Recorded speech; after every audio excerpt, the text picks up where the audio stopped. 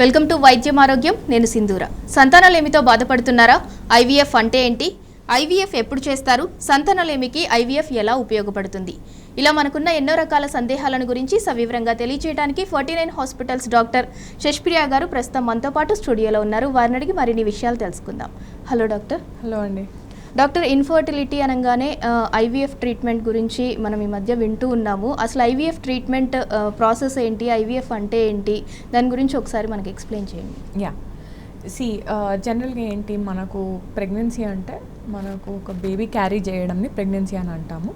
So baby ఎక్కడి నుంచి వస్తుంది అంటే ఒక ఫీమేల్ సైడ్ నుంచి ఒక ఎగ్ అండ్ మేల్ సైడ్ నుంచి ఒక స్పర్మ్, వీటొండిట్లో జెనెటిక్ మెటీరియల్ ఉంటుంది. సో ఎగ్ స్పర్మ్ కలిసినప్పుడు ఒక ఎంబ్రియో తయారవుద్ది. ఈ తయారైన ఎంబ్రియో యూట్రస్లో కూర్చుంటే మనకి ప్రెగ్నెన్సీ అనేది అని అంటాం జనరల్గా. సో ఈ ఎంబ్రియో తయారు కావడానికి మనకేం కావాలి? ఎగ్ కావాలి, స్పర్మ్ కావాలి, ప్లస్ ఫెలోపియన్ ట్యూబ్ అనేది కావాలి. సో జనరల్గా ఫీమేల్ పార్ట్నర్ అంటే ఆడవాళ్ళందరికీ 2 ఓవరీస్ ఉంటాయి, 2 ఫెలోపియన్ ట్యూబ్స్ ఉంటాయి, ఒక యూట్రస్ ఉంటుంది. సో ఎవ్రీ మంత్ ఎగ్ అనేది ఇట్ సైడ్ ఓవరీ నుంచి అయినా లేకపోతే at side right are left ovary నుంచి అయినా డెవలప్మెంట్ అనేది ఉంటుంది అన్నమాట. సో యావరేజ్గా ఒక నార్మల్గా 20 ఇయర్స్ నుంచి 30 ఇయర్స్ లోపల రిప్రొడక్టివ్ ఏజ్ గ్రూప్ అని అంటాం.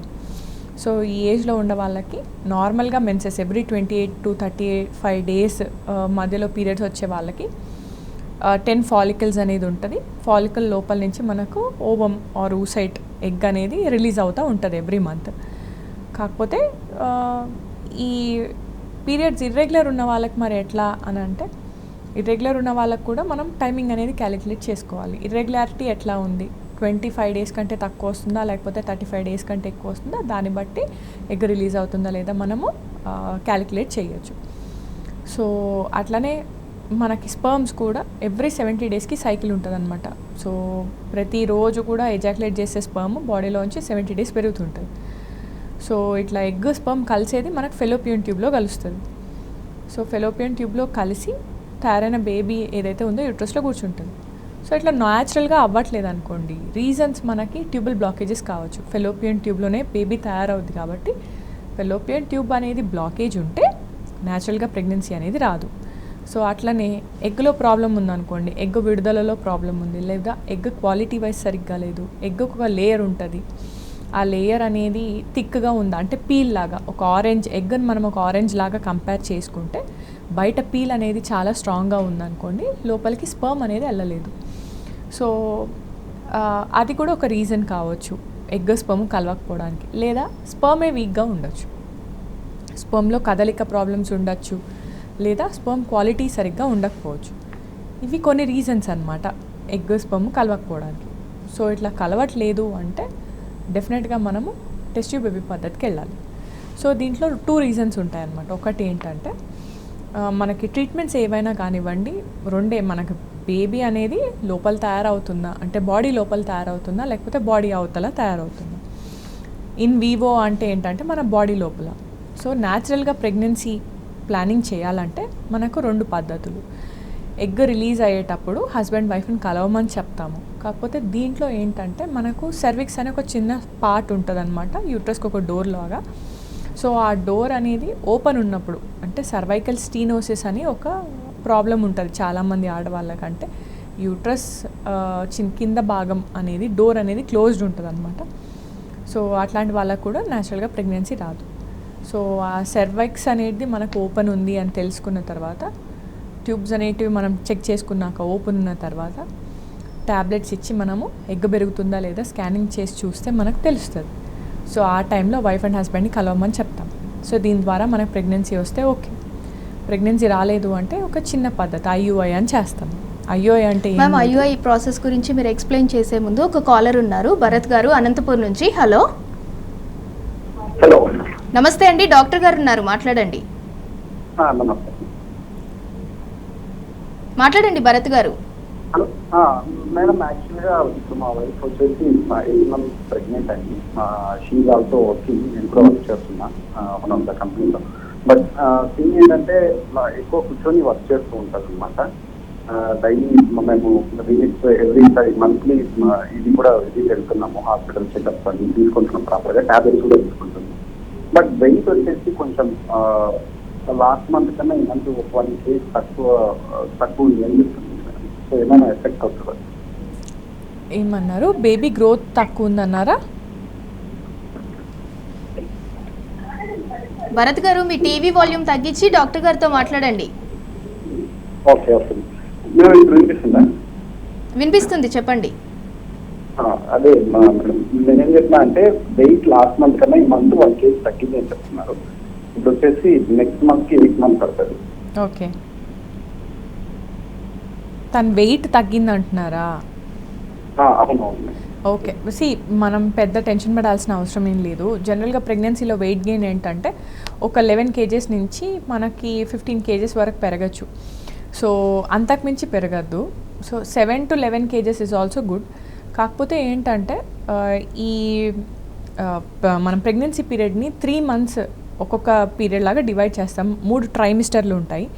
మొదటి 3 నెలలు, first month, second month, third month, and 4th, 5th, 6th అదొక ట్రైమిస్టర్, అండ్ లాస్ట్ 3 months ఒక ట్రైమిస్టర్ అనమాట. సో మొదటి 3 నెలల్లో చాలామందికి వామిటింగ్స్ ఉంటాయి, అది మనకు తెలిసిందే. చాలా తిప్పినట్టు అనిపిస్తుంది అంటారు. ఫుడ్ ఇంటేక్ ఎక్కువ ఉండదు కాబట్టి వామిటింగ్స్ అవ్వడం వల్ల కూడా చాలామంది వెయిట్ రెడ్యూస్ అనేది అవుతారు. జనరల్గా 1 kg లాసే ఉంటుంది. సో నెక్స్ట్ 3 monthsలో ఒక 3 kgs, ఆ నెక్స్ట్ 3 monthsలో ఒక 3 kgs వరకు వెయిట్ గెయిన్ ఉంటే సరిపోతుంది యాక్చువల్గా. సో చాలామంది ఏంటంటే 11 kgs, 12 kgs వరకు పెరుగుతుంటారు. It's common. సో పెద్ద భయపడాల్సింది ఏం లేదు. చాలామంది 15 kgs కంటే ఎక్కువ పెరుగుతుంటారు. ప్రతి వీక్కి more than 2 kgs weight gain is always abnormal. BPs ఏమన్నా ఉన్నాయా, లేకపోతే షుగర్ వచ్చిందా ప్రెగ్నెన్సీలో అని కూడా మనం చెక్ చేసుకోవాలి. 1 kg mother 1 kg weight loss అయితే పెద్దగా ఇష్యూ ఏమి ఉండదు. కాకపోతే లోపల యూట్రస్ లోపల బేబీ అనేది గ్రోత్ బాగుందా లేదా చూడాలి. చాలాసార్లు ఏమవుతుంది అంటే ఫీటల్ గ్రోత్ రిటార్డేషన్ అవుతూ ఉంటుంది. FGR అని అంటారు, ఇంట్రాయూట్రైన్ గ్రోత్ రిటార్డేషన్ అంటారు. సో జనరల్గా ఏంటంటే మదర్ నుంచి బేబీకి బ్లడ్ సప్లై అనేది ప్లసెంటా నుంచి వస్తుంది, మావి నుంచి వస్తుంది. సో ఈ మావి అటాచ్మెంట్ యూట్రస్కి సరిగ్గా లేనప్పుడు బేబీకి మదర్కి బ్లడ్ సప్లై తగ్గిపోయి బేబీలో వెయిట్ అనేది తగ్గుతుంది.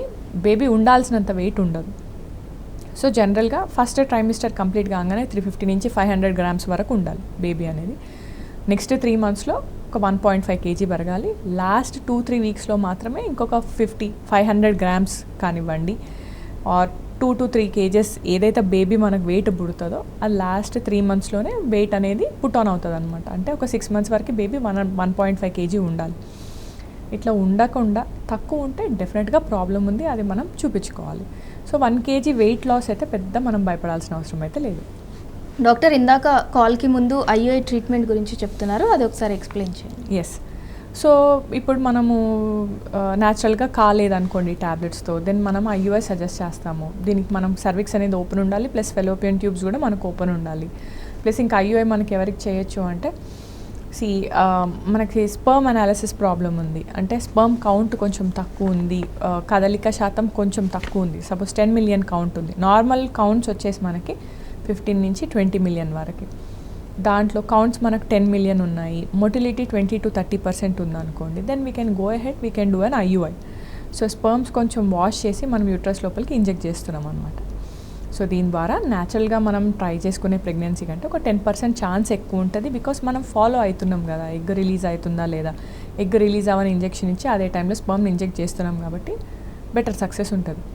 సో ఇవి ఏవి కాని వాళ్ళకి మాత్రమే మనం IVF చేస్తాం. IVF గురించి మీరు ఇంకా ఎక్స్ప్లెయిన్ చేసే ముందు మరో కాలర్ ఉన్నారు, నరేష్ గారు కొత్తగూడెం నుంచి. హలో. Hello madam. నమస్తే అండి, డాక్టర్ గారు ఉన్నారు, మాట్లాడండి. Good afternoon madam. Good afternoon అండి, చెప్పండి. మేడం నా పేరు నరేష్ మేడం, మా భద్రాద్రి కొత్తగూడెం మేడం. చెప్పండి నరేష్ గారు. మేము ప్రజెంట్ IVF ట్రీట్మెంట్ తీసుకుంటున్నాం మేడం. IVF చేయించుకుంటున్నారా? లాస్ట్ 6 months నుంచి. ఓకే. అయితే మొన్న లాస్ట్ మంత్ ఈ మంత్ 6th మాకు ఎండోమెట్రియం ఇంటికి ట్రాన్స్ఫర్ చేశారు. ఏమన్నారండి? ఎండోమెట్రియం ట్రాన్స్ఫర్ చేశారు మేడం, మాకు ఈటీ చేశారు. ఈటీ చేశారు, ఎంబ్రియో ట్రాన్స్ఫర్ చేశారు. ఓకే, ఎంబ్రియో ట్రాన్స్ఫర్ చేశారు. అయితే మేడం మొన్న చేస్తారంట కదా బ్లడ్ టెస్ట్, బీటా హెచ్సిజి అని బ్లడ్ టెస్ట్ చేస్తారు ఒక 15 days తర్వాత. అది చేస్తే అది ఫెయిల్ అయిందని అన్నారు. 6.2 వచ్చిందని అన్నారు, ఫెయిల్ అయిందన్నారు. Okay okay. మళ్ళీ మేము ఇప్పుడు మళ్ళీ ఈటీ చేయించుకోవాలంటే ఎంత గ్యాప్ తీసుకొని చేయించుకోవాలా మేడం, లేదా కంటిన్యూ తీసుకోవాలి? మనం కావాలంటే జనరల్గా ఒక 1 month బ్రేక్ తీసుకోవచ్చు, కానీ బ్రేక్ మ్యాండేటరీ కాదండి. మనకి ఎంబ్రియోస్ కనుక ఉన్నాయి అంటే డెఫినెట్గా you can go ahead with transfer చేసుకోవచ్చు. భయపడాల్సిన అవసరం అయితే ఏం లేదు. డాక్టర్, అసలు ఐవీఎఫ్ ట్రీట్మెంట్ అనేది ఇన్ఫర్టిలిటీతో ఎవరైతే సఫర్ అవుతున్నారో అంటే వారికి డైరెక్ట్గా మీరు ఐవీఎఫ్ ట్రీట్మెంట్ రికమెండ్ చేస్తారా? అంటే ఎలాంటి ప్రాసెస్ ఉంటుంది, ఎలాంటి టెస్టులు చేస్తారు? యా, సో ఇప్పుడు మనము న్యాచురల్ వేలో ఇందాక డిస్కస్ చేసుకున్నప్పుడు ప్రెగ్నెన్సీ రాలేదనుకోండి, దెన్ మనం depending upon the condition IVF suggest చేస్తాము. సో ఐవీఎఫ్ ఎవరికి కంపల్సరీ మనం చేయాలి అంటే ట్యూబల్ బ్లాక్స్ ఎవరికైతే ఉన్నాయో సో వాళ్ళకి మనము ఫెలోపియన్ ట్యూబ్ ఓపెన్ చేయని కూడా ట్రై చేయొచ్చు, కానీ దాంట్లో సక్సెస్ రేట్ ఒక 50% ఉంటుంది. ఫెలోపియన్ ట్యూబ్ అదంతటా అది బ్లాక్ అయిన ట్యూబ్ సపోజ్. సో ఇది మాట్లాడుకునే ముందు ఫెలోపియన్ ట్యూబ్స్ అసలు బ్లాక్స్ ఎందుకు వస్తాయి అని కూడా we have to discuss. So endometriosis లాంటి సమస్యలు ఉన్నా, లేకపోతే చిన్నప్పుడు టీబీ లాంటి ప్రాబ్లమ్స్ ఏమొచ్చున్నా, లేకపోతే పిఐడి లాంటి సమస్యలు ఉన్నా కానీ ఫెలోపియన్ ట్యూబ్స్ అనేవి బ్లాకేజెస్ కావచ్చు. సో ఇవి మళ్ళీ ఫెలోపియన్ ట్యూబ్ ఓపెన్ చేయను ప్రొసీజర్స్ ఉంటాయన్నమాట. ఫెలోపియన్ ట్యూబ్ క్యానులేషన్ ఆర్ కెథటరైజేషన్ అని అంటారు. చాలామంది ఏంటంటే 2 పిల్లలు అయిపోయాక కూడా ఫెలోపియన్ ట్యూబెక్టమీ అంటే ఏం లేదు, ఫెలోపియన్ ట్యూబ్ అనేది చిన్న ఆపరేషన్ అని అంటారు చాలామంది. సో ఫెలోపియన్ ట్యూబ్ని ఒక పార్ట్ని కట్ చేయడం ఆర్ బ్లాక్ చేయడంని ట్యూబెక్టమీ అని అంటారనమాట. ఒక పార్ట్ని తీసేస్తాము ఫెలోపియన్ ట్యూబ్లో, మిడ్ పీస్ జనరల్గా. సో చాలామంది ఏంటంటే అట్లా ట్యూబెక్టమీ చేయించుకున్న తర్వాత కూడా మళ్ళీ మాకు పిల్లలు కావాలని వస్తారు. సో వాళ్ళకు కూడా మనము ఫెలోపియన్ ట్యూబ్ రీక్యానలైజేషన్ అనేది చేస్తుంటాం, అంటే మళ్ళీ ఆ 2 ఎండ్స్ని కలపడం అనేది చేస్తాం. సో ఈ పద్ధతులన్నీ ఫెయిల్ అయిన వాళ్ళకి డెఫినెట్గా మనం ఐవీఎఫ్ అనేది సజెస్ట్ చేయాలి. లేదా మనకి ఏజ్ ఎక్కువ ఉందనుకోండి, age more than 35 years, male partner more than 45 years అనుకోండి, లేదా స్పర్మ్స్ చాలా వీక్గా ఉన్నాయి, స్పర్మ్ అనాలిసిస్ లో ప్రాబ్లం ఉంది, 5 million స్పర్మ్స్ ఉన్నాయి, మొటిలిటీ స్పర్మ్స్ బాగున్నా 15 million ఉన్నా మొటిలిటీ చాలా తక్కువ ఉందంటే కదలట్లేదు, ఇట్లాంటి సమస్యలకి డెఫినెట్గా ఐవీఎఫ్ వెళ్ళాల్సిన అవసరం ఉంది.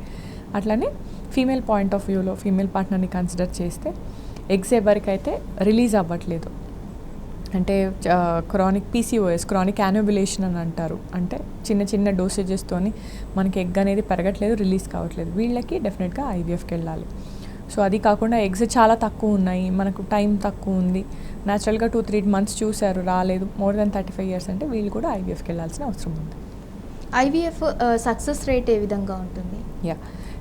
ఐవీఎఫ్ జనరల్గా సక్సెస్ రేటు ఎట్లా అంటే మనము ఓవరాల్గా కూడా వరల్డ్లో మనం కన్సిడర్ చేస్తే హైయెస్ట్ సైకిల్స్ అనేటివి మనకు యూఐ కంట్రీస్లో, దుబాయ్ కంట్రీస్లో అవుతూ ఉంటాయి, ప్లస్ లండన్లో అవుతాయి, ఇండియాలో అవుతాయి, టర్కీలో అవుతాయి, ఇట్లాంటి అన్ని ప్లేసెస్లో అవుతాయి. సో వీళ్ళందరి దగ్గర కూడా సక్సెస్ ఓవరాల్గా IVF procedural success rate 60 to 65% అంతే. అంటే దీని మీనింగ్ ఏంటి, ఒక 100 members మనం ఐవీఎఫ్ చేసామంటే ఓన్లీ 60 నుంచి 65 members మాత్రం ఫస్ట్ సైకిల్లో ప్రెగ్నెన్సీ వచ్చే అవకాశం ఉంటుంది. ఎందుకు 100% ఎందుకు కాదు అంటే మనం సింపుల్గా మనం ఆలోచిస్తే ఐవీఎఫ్ అనేది ఒక ప్రొసీజర్, ప్రెగ్నెన్సీ అచీవ్ చేయను తప్ప ఐవీఎఫ్ మనకు ఒక ట్రీట్మెంట్ కాదు.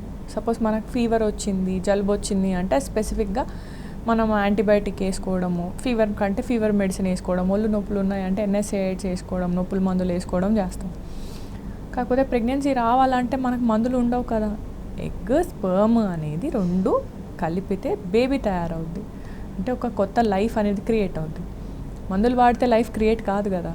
సో లైఫ్ అనేది ఎగ్ స్పర్మ్ కలిపాక తయారైన బేబీ ఏదైతే ఉందో దాంట్లో హార్ట్ బీట్ రావడం కానివ్వండి, ఆర్గాన్స్ అనేటివి ఫామ్ కావాలి. సో ఆర్గాన్స్ దేన్ని బట్టి ఫామ్ అవుతాయి, జీన్స్ని బట్టి ఫామ్ అవుతాయి. సో ఒక ఫీమేల్ పార్ట్నర్ దగ్గర నుంచి జీన్స్ బాగుండాలి, మేల్ పార్ట్నర్ దగ్గర నుంచి జీన్స్ బాగుండాలి, 2 బాగున్నాయి. పట్టుకోవడానికి యూట్రస్ కూడా కావాలి కదా. సో యూట్రస్లో కూడా ప్రాబ్లమ్స్ ఏమీ లేవు, యూట్రస్కి బ్లడ్ సప్లై బాగుంది, యూట్రస్కి షేప్ బాగుంది, అన్నీ బాగున్నాయి అంటే డెఫినెట్గా ఐవీఎఫ్లో ప్రెగ్నెన్సీ 60 నుంచి 65% వస్తుంది. సో మిగిలిన 35% ఏంటి మేడం, వీళ్ళందరికీ కూడా ప్రాబ్లమ్స్ ఉంటాయా అంటే ఎస్, చాలామందికి ఏంటంటే ప్రాబ్లమ్స్ ఎట్లా ఉంటాయి అంటే ఎగ్లో ప్రాబ్లం ఉండొచ్చు, ఎగ్ క్వాలిటీ సరిగ్గా లేకపోవచ్చు, జీన్స్ అనేటివి వీక్గా ఉండొచ్చు, లేదా స్పర్మ్లో చాలామందికి డెడ్ స్పర్మ్స్ ఉంటాయి. సో కొంతమందికి ఏంటంటే అపోప్టోటిక్ ఇండెక్స్ అనేది ఎక్కువ ఉంటుంది, ఫ్రాగ్మెంటేషన్ అనేది ఎక్కువ ఉంటుంది స్పర్మ్స్లో. సో అట్లాంటి స్పర్మ్తో మనం ఎంబ్రియో తయారు చేసినా కానీ రికరెంట్ ఇంప్లాంటేషన్ ఫెయిల్యూర్స్ అవుతాయి. అంటే బేబీ అనేది తయారైనా కానీ అతకదు, అతికినా కానీ అబార్షన్స్ అయ్యేటివి కెపాసిటీ చాలా ఉంటుంది. సో అది కాకుండా సో ఇవన్నీ మనం జీన్స్ అంతా బాగానే ఉంది, కానీ అప్పుడప్పుడు యూట్రసే రిజెక్ట్ చేయొచ్చు. యూట్రస్లో ఎండోమెట్రియోసిస్ లాంటి సమస్యలు ఉండొచ్చు, లేకపోతే యాషర్మెన్స్ అని ప్రాబ్లం ఉండొచ్చు. అంటే యూట్రస్ లోపల స్పేస్ లేకుండా మొత్తం బూజుపట్టినట్టు అయిపోవచ్చు. సో ఎండోమెట్రియం అనేది అంటే ఈ బేబీని పట్టుకోవడానికి బర్డ్ నెస్ట్ లాగా ఉండే లేయర్ ఏదైతే ఉందో ఎండోమెట్రియం అని, సో ఎండోమెట్రియంలో కూడా డిఫెక్ట్స్ ఉండొచ్చు. సో ఇది ఒక ప్రాబ్లం. అయితే ఎండోమెట్రియం ఈ యూట్రస్ లోపల కూడా ఫైబ్రాయిడ్స్ లాంటి సమస్యలు ఉండొచ్చు, అడినోమయోసిస్ లాంటి సమస్యలు ఉండొచ్చు. సో వీటి వల్ల కూడా మనకు ప్రెగ్నెన్సీ రాకపోవచ్చు.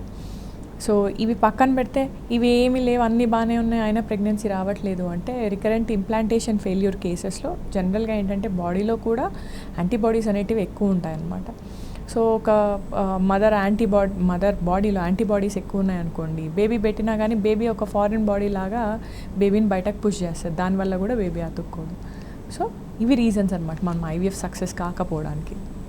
డాక్టర్, అలాగే ఎంబ్రియో ట్రాన్స్ఫర్ కూడా ఫ్రెష్ అండ్ ఫ్రోజన్ రెండు ఉంటాయి. ఆ రెండిట్లో ఏది బెస్ట్ అంటారు? It depends on the case అండి. ఇప్పుడు మనం ఒక రెట్రోస్పెక్టివ్ స్టడీస్ చేసుకున్నా కానీ, లేకపోతే ఇప్పుడు కరెంట్ సినారియోలో ఏం చేస్తున్నారు మీరు అంటే కూడా మనం almost 60 to 65% of the cases are మనకి ఫ్రోజన్ ఎంబ్రియో ట్రాన్స్ఫర్సే. ఎందుకు ప్రాబ్లం ఏమవుద్ది అంటే ఫ్రెష్ ఎంబ్రియో ట్రాన్స్ఫర్స్ కూడా చేయమని కాదు. ఎవరికి ఫ్రెష్ అడ్వైస్ చేస్తాము అంటే ఎవరికైతే ఎగ్స్ తక్కువ ఉంటాయో, POR అని అంటారు, పూర్ ఓవేరియన్ రిజర్వ్. దీంట్లో ఏంటంటే ఫీమేల్ పార్ట్నర్కి 1 or 2 ఎగ్స్ మాత్రమే ఉంటాయి. సో ఈ 1 or 2 ఎగ్స్ని మనం పికప్ చేసి మనం అదే సైకిల్లో యూట్రస్లో కూడా ట్రాన్స్ఫర్ చేయొచ్చు. దీన్ని మనం ఫ్రెష్ ఎంబ్రియో ట్రాన్స్ఫర్ అని అంటాం. ఫ్రోజన్ ఎంబ్రియో ట్రాన్స్ఫర్ ఎవరికి చేస్తాము అంటే ఎవరికైతే ఎగ్స్ ఎక్కువ ఉంటాయో. సపోజ్ మనము జనరల్గా ఏంటంటే ఐవీఎఫ్ అంటే మల్టీఫాలిక్యులర్ డెవలప్మెంట్. సో మనం ఇప్పుడు న్యాచురల్గా ప్రెగ్నెన్సీ వస్తుంది ఒక ఫీమేల్కి, ఎవరికైనా కానీ సింగిల్ బేబీ ఉంటుంది, ఓకే, లేదా మ్యాక్సిమం ట్విన్స్ రావచ్చు, కానీ ట్రిప్లెట్స్, క్వాడ్రుప్లెట్స్ న్యాచురల్ ప్రెగ్నెన్సీలో వచ్చే ఛాన్సెస్ ఆర్ వెరీ లెస్.